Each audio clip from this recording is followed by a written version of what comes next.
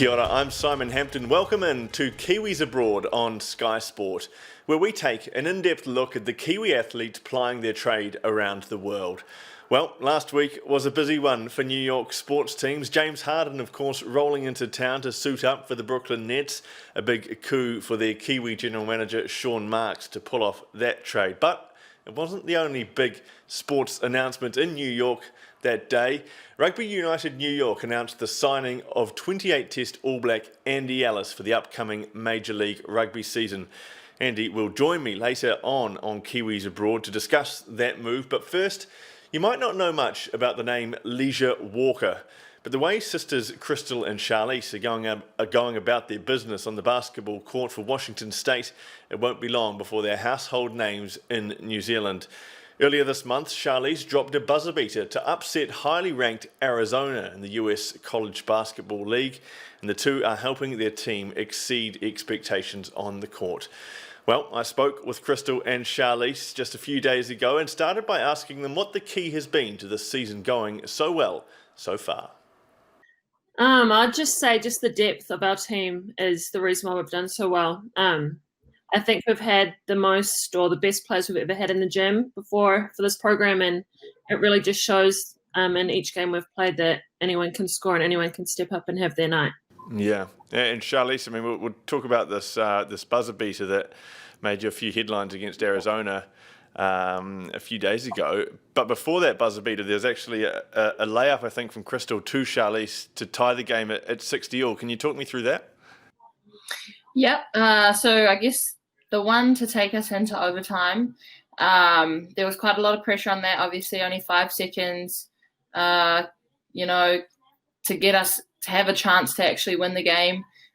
So there was a lot riding on that shot, but Coachy, drew up a play, simple play, just to get me open, trying to get to the hoop and draw defenders out of the key, and the girls managed to execute the screens good and draw their defenders away as soon as I caught the ball. And, Grace and Johanna on the other side lifting out of the corner, keeping their players occupied. Krystal making a good leading pass, all are setting that screen. So everyone, did their role perfectly to get a wide open shot. And it was just, I guess, on me to make the final finish, and it went in. And so that was an awesome feeling. And it was just so cool that, I could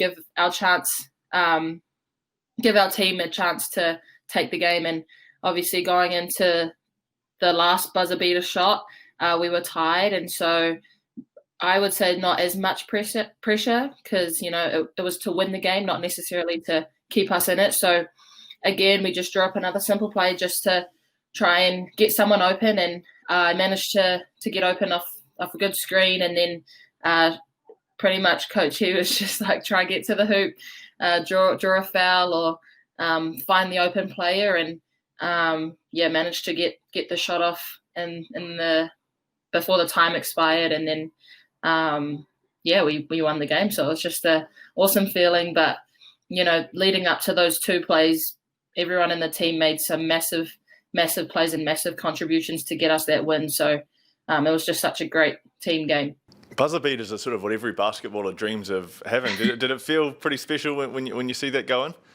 Yeah, it definitely did. And I think if you watch the video, I'm kind of the first one to jump, because I realized, as soon as it's rolling around the rim, I saw it going in. And so I was super, super excited to see that drop. And you could see how hype I was. And I usually don't get like that, but it was just a really big moment for our team. And I was just, so happy that we could get that win. And Krystal, being involved in these sort of plays with your sister playing basketball in America together, does it sort of get any better than this? Not really. I have the best seat in the house, watching these moments go down, and I'm just glad to be a part of it with her. Yeah, and are these sort of plays that you two played at home when you were kids and dreamed of having? Yeah, for sure, definitely. I think me and Charlisse would have counted each other down, winning shots, practicing or shooting hoops at home. So it was definitely cool to have a real life moment. And just generally, I mean, you're both at university together, playing basketball together. did you sort of envisage things working out like this? And how nice is it to sort of have each other and be around each other when you're living so far away from home? Yeah, I think early on I didn't ever think of the possibility of playing with Krystal in college, just because of our age difference. If everything went to normal plan, she would have graduated as I came in as a freshman. So when things kind of started lining up and she decided to transfer, that meant I had the opportunity to play with her, which has been, I think, I couldn't have asked for a better start to my college career, having her here supporting me and going through this whole new transition with me. And it's just really special, and I'm grateful that we do have that opportunity to play together. Yeah, and being away from home, Krystal, obviously, we've just had Christmas and New Year, and this traditional family time, and we're over here in America, and you're looking back at home and seeing it's completely COVID-free in the middle of summer. Do you feel like you're a long way from home, and is it quite tough being away from family at this time? Yeah, it's definitely always hard to be away from family during these times, and wish we could have spent it. I know our little sister missed us a lot, and we missed being there with her, but we're grateful enough to be surrounded by some great people over here, have a lot of great support in our coaches, and we're able to still have a good time away from home. Did you two have a special little Christmas together? Yeah, we did. We actually got a couple of days break, and we went to Hawaii actually. So got a little bit of sun since we're missing out on the big New Zealand summer. So that was really nice just to get away for a little bit. Yeah, for sure. Charlisse, so you're I think the youngest ever tall fern. Does having a tag like that when you're growing up and trying to make your name at a university, does it add any more pressure to you as you come through? I think a little bit, yep. Definitely, I've played a lot at home, and a lot of people have watched and followed my progress for a long time. And, ever since I was my last couple of years of high school, people would, ask me what my plans were, what colleges I was talking to. And so I always knew in the back of my mind there was a little bit of pressure, but I'm just, super grateful for those opportunities that I've had. Like, it's opened up so many doors for me, and it's definitely helped me be the player I am today. So don't regret anything like that, and just, privileged to even have that pressure. So, yeah. And obviously, I think there's only been one Kiwi play in the women's NBA, and you guys are coming through the college system. Is that the dream to potentially make it up to that division? Starting with you, Krystal. For sure, that would be the ultimate dream to make it to that league one day. But definitely just taking it one step at a time and trying to achieve as much as I can with the opportunities I'm in right now. Yeah, and Charlisse, much the same for you? Yeah, I would say it's the same. And the player, Megan, I believe you're referring to, she obviously played with Mum, and so we've kind of met her and talked to her before, and just listening to her experiences, it's definitely something I think we both kind of aspire to. And, if that's how it plans out, then yeah, super. That's a big, goal for us. Was basketball always going to be the, I guess, the dream that you guys chased, given your mum had a very illustrious career in her own right? Yep, I would say so. Yeah. Yeah, and I mean, I imagine it's a pretty good education as well when you're growing up in a household and your mum's played for the Tall Ferns. Yeah, definitely. She's a great resource for us, and always offers some insight and things or feedback towards ourselves that we don't even think of or give any attention to. So always great to have her cheering us on and constantly giving us feedback. And obviously we're living through a pretty strange time at the moment with this pandemic raging across America. How has that affected the league that you guys are playing in? Are you getting tested regularly? Are there restrictions on what you can and can't do? How's that sort of changing the league at the moment?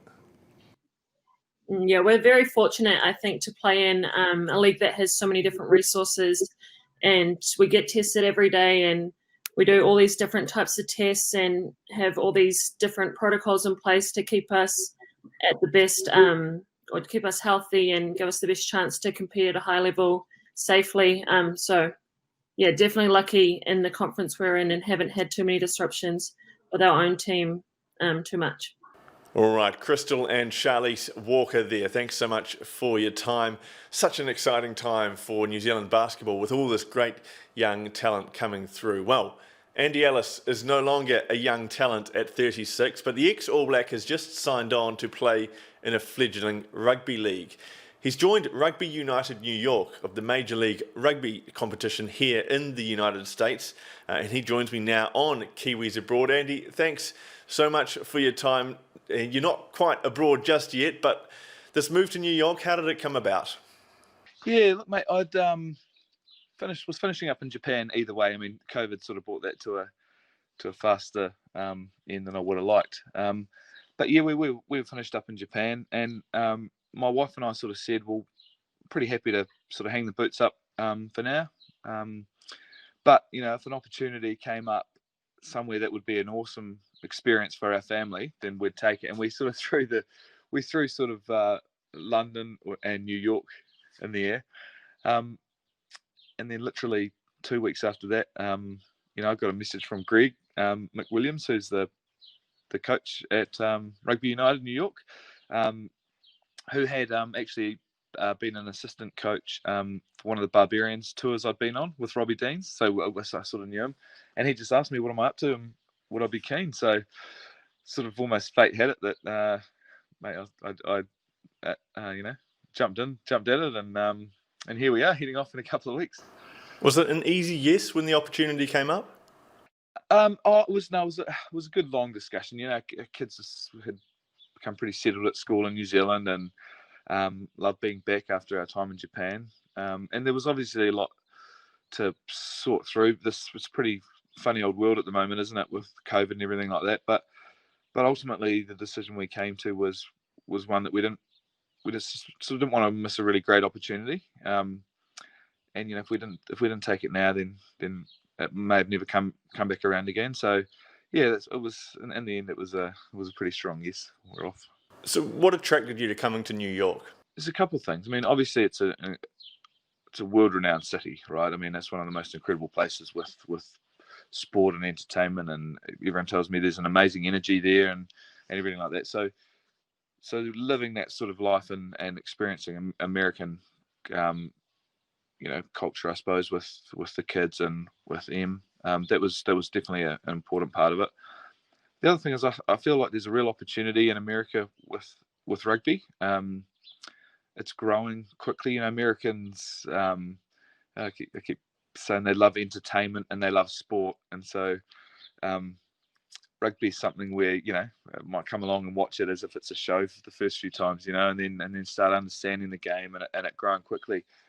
You know, the fact that they've got a competition, you know, it means that the rugby standard will grow quickly. A lot of guys from different parts of the world heading there now too to add value. So I think it's a really exciting opportunity to try and grow the game there. You know, you know, you hear they're looking at getting the World Cup potentially in the next sort of 10 to 20 years as well. So yeah, I'd love to, after everything that sort of rugby's given me, I'd love to be able to try and give a little bit back over in the States, and yeah, I'm not sure exactly what that looks like, but really try and grow it and help develop it and see what happens over there. Is that quite energizing as a player to have that chance to sort of be a pioneer and to come over here and be a part of something that's in its infancy and to sort of help it grow and hopefully turn into something big? Yeah, mate, you summed it up. It's invigorating, you know, like and exciting, you know, to sort of step into the unknown a little bit. And I'm so fortunate with the experiences that I've had and the teams I've played in, the coaches that you know have coached me now. I hate sort of starting to name them because they've all had such a massive impact. But you know, you Wayne Smiths and Razors and Robbie Deans and Ted. You know, like you learn so much about what it sort of takes to create special culture and play great rugby, and so hopefully some of those experiences I can take over, you know, and really try and make a bit of a difference. Did you ever think in your rugby career you'd end up playing in New York? Absolutely not, mate. Absolutely not. No.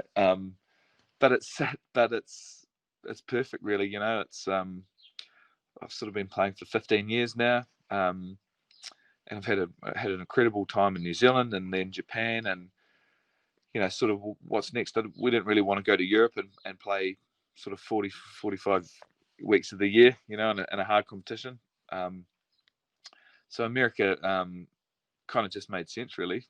If we were going to go again, what better place than New York? And here we go. Yeah, well, you touch on the energy of a place like New York. Does that bring a lot of excitement to you and the family? Yeah, we are. And no, we've never been there. All we sort of know is from movies, I suppose. But also, whenever we talk to people, they all say, like, what a great energy the place has. It doesn't disappoint. Everything you kind of think it will be. I mean, obviously, it's pretty challenging times at the moment over there, right, with COVID. So we're sort of hoping, over the next few months and leading into summer in America that, things start to settle down a little bit. Yeah, did the COVID stuff give you a few reservations about taking up this opportunity?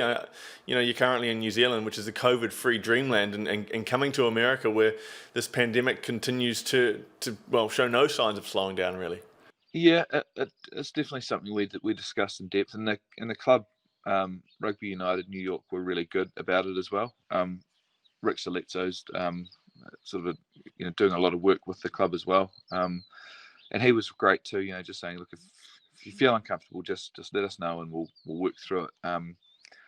But we really did. We'll have to be careful, and there's some challenges around it. But like I said, we didn't want the opportunity to slip by and in 6 months from now go, okay, well, we really missed out there. So mate, we're diving in.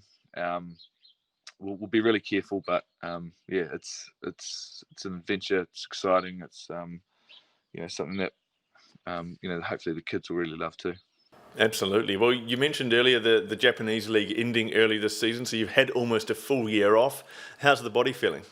Yeah, I feel great. It's kind of funny. It's almost like a forced sabbatical towards the end of my career, So I'm actually hoping it will prolong me a little bit, it's amazing not waking up on a Sunday morning in agony, being smacked to bits the day before. It's been a good chance to train. Got a lot of running in, some smart weights.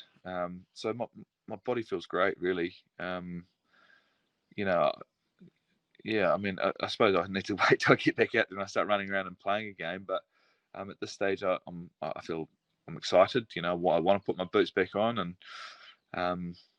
and I want to get back out and compete and play. So yeah, mate, feeling really good. It's great. Not sure how you felt at the end of that Japanese stint, but does having this time away from rugby really reinvigorate your passion for the sport? It really does. It really does. I suppose you kind of realise that it's all comes to an end pretty quick as well, and to sort of be really, I don't know, grateful for every time you get to put my boots on and go and compete. So to as well as that and feeling good now, I feel excited and I feel invigorated, and I'm going over to a new country and a new competition and trying to do something that sort of hasn't been done a lot before, as well as feeling good. I'm excited by the challenge. I did get, Razor was great. He invited me down a few times this year with the Crusaders, so I was able to have a bit of a run around and still get a bit of contacts in, and throw a ball around and just train at that sort of elite level. So that was good to make sure that I could still just keep up with the boys. Do you know much about Major League Rugby and the standard you can expect over there? I've watched a little bit, but I don't know a lot. I mean, I look at the rosters and the squads even this year, and it'll be a step up again, I think, from the years before. It looks like some of the coaching there is getting better and better as well, and so I'd imagine it's something that will grow quite quickly as the competition develops and as the world stops and has a look at it. So that's pretty cool, and that's pretty exciting. All right, mate. Thanks very much for your time. Thanks for coming on the show. Make the most of your last days in New Zealand and safe travels over, and we'll see you soon. Thanks, mate. I look forward to it. You'll be able to come and take me to a Brooklyn Nets game. All right, looking forward to it. Andy Ellis there, thanks so much for coming on the show, and nice to hear those New Zealand birds chirping away in the background too. Andy, not the first Kiwi to play in Major League Rugby, not the first All Black either. Ma'anonu played for the San Diego Legion last season, as did Rene Ranger for Colorado, so he's not the first, but it's certainly a path that's not been too well trodden by ex-All Blacks. So it'll be great to have Andy over here. Hopefully COVID's, the restrictions have eased up enough that maybe I can go out and see the New York team play in Major League Rugby next season. But we'll wait and see on that front. All right, that wraps up this episode of Kiwis Abroad. Thanks, as always, for tuning in. I'll be back on Sunday night with another episode. Until then, take care.